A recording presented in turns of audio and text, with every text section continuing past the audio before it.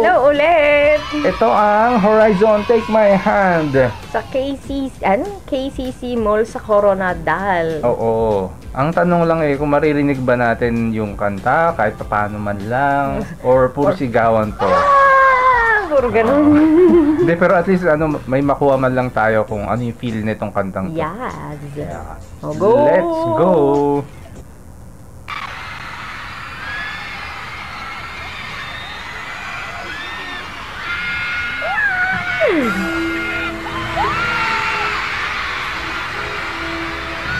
Uy. Oh. Hindi ko marinig yung tugtog na maayos.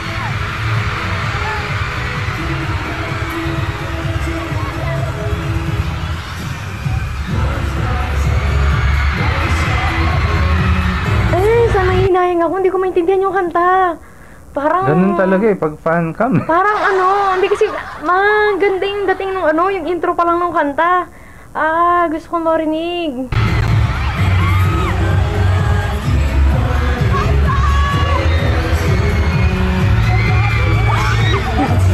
Si ate kilig na kilig. Mukhang feel good to.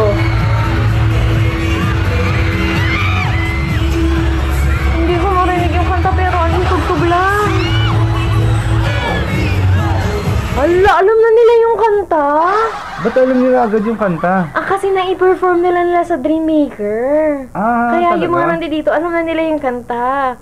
Yan, tira mo, hindi din naman tayo makarelate. Kasi hindi pa natin pinapanood yung Dreammaker. Dapat pala siguro pag reactan din natin yung yung kanta lang mismo. Oo. May yun sa Pakinggan nga natin yung kanta. Mukhang maganda eh. Pero feeling ko ang kanta sa Milo. Milo. Yun yung nararamdaman kong vibe Milo everyday, ganun.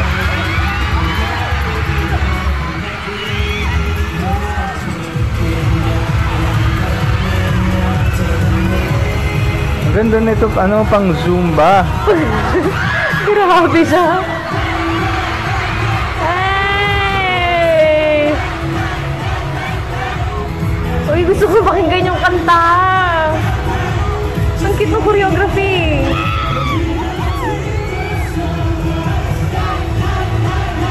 Ganda, pwede talaga siya sa Milo. Milo?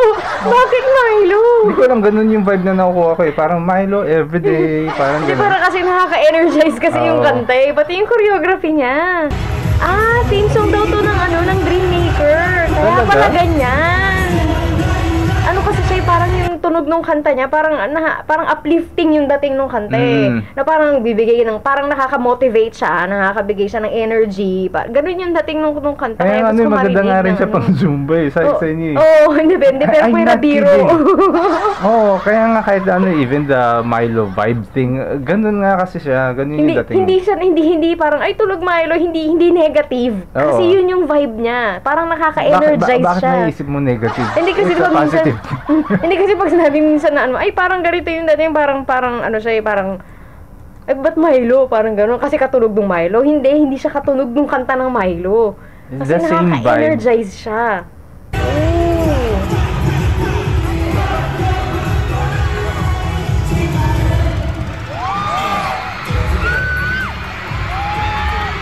Sabay hataw dun sa part na yun.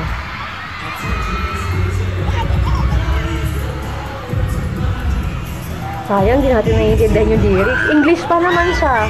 Okay lang yan. Panoorin na lang natin yung choreography. Si Racer ba? Walang t-shirt? Akala ko lang.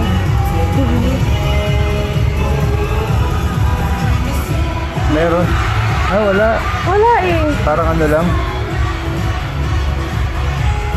Pero lahat mga yun Naalala ko si Alfred ng Ghost Fighter, parang ganyan yung suot niya yung kay Racer. Yung may tali dito, gano'n. Hataw din tong kanta na yung choreography dito, pero magkaiba sila no Tiger Ito kasi parang parang kailangan mo i-energize yung sarili mo, parang gano'n. Ganda ng vibe ng kantang to.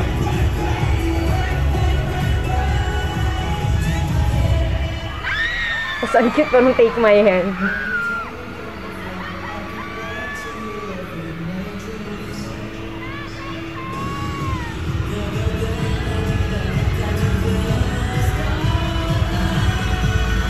Purong English ba to?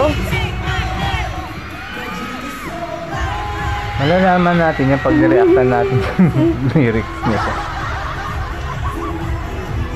For now, the vibe muna tayo. Ang cute. Ay, wala! Ang nangyari? Wala man Uy! Ano nangyari? Hindi pa naman yun. ending. Ano nangyari? Bira. Niputol na niputol. Well, anyway, Sayang naman. pag ang re-reactan natin yung kanta. Yung tawag nga nila color-coded. Oo. Basta wag lang sana color coding or yung parang, alam mo yun, sa sasakyan. Yung hindi po na pwede lumabas sa sasakyan kasi color coding. Pero yung base pa lang doon sa naririnig natin ngayon, ang ganda nung kanta. Maganda yun. Maganda yung Ganda maraming nung hindi lang yung vibe nung kanta yung maganda. Ultimo yung parang sections nung nung song. May section siya na, yung chorus part niya, parang bigay ng motivation, pang energize. May mga sections siya na medyo relax, na yung choreography. Maganda. Kasi gusto ko nang panoorin yung kanta lang. At least na may idea na tayo dito. Hanggang dito ang ating reaction sa Take My Hand. Sa wakas na pagbigyan na namin yung isang listener na nangungulit sa amin. Ayan. Don't forget to LSS po, like, share, and subscribe. Ingat po kayo lahat. Bye-bye.